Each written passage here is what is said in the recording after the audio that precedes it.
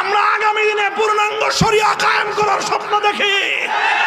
বাংলাদেশে ইসলামী বিপ্লব হবে, কোরআনী হুকুমত কায়েম হবে, আল্লাহর কোরআন হবে বাংলাদেশের সংবিধান।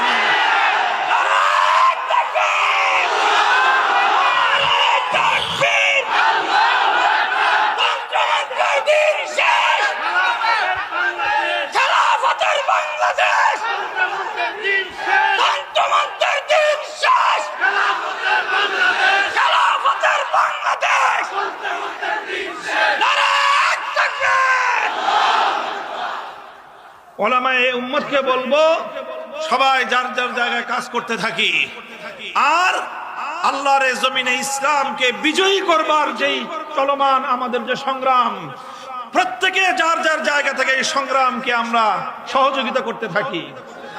খবরদার কোন পরিবেশে